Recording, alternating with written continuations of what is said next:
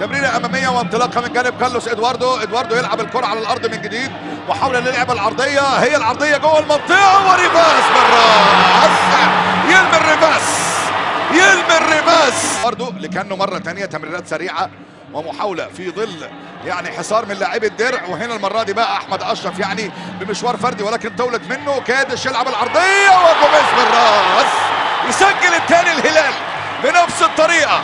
حسن كادش بيصنع محاولات هلالية في هذا الوقت من المباراة.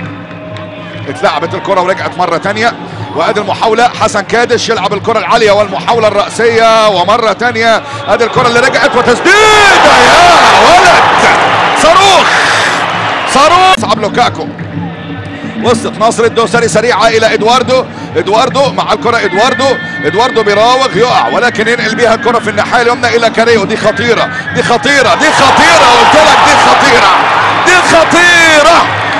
مع الكرة حسن بيتقدم، بيروح حسن كادش بيقرب يلعبها في الناحيه اليسرى الى ادواردو.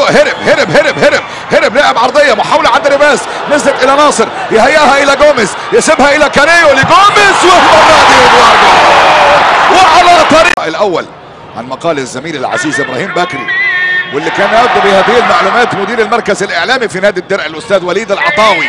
والكره مره ثانيه، هنا التمريره من ادواردو لجوميز اللي بيسجل السادس، سوبر هاتريك. حفظت الدوادي وهو الحلم وتحقق ليهم ان هم يشوفوا ناديهم بيلعب في التلفزيون وبيلعب امام الهلال. وادي الكره العرضيه، ريفاس بيحاول ريفاس يهيئ الكره لكاريو اللي يسجل السابع. كره مره ثانيه من اليمين ومحاوله من جانب البجعاوي اللي بينقل الكره في وسط الملعب لناصر، بيبحث عن هدف والهلال في طريقه الى الثامن، يسجلها بنفسه. كله عندي رسمي وكله عندي هبذل فيه قصارى جهدي.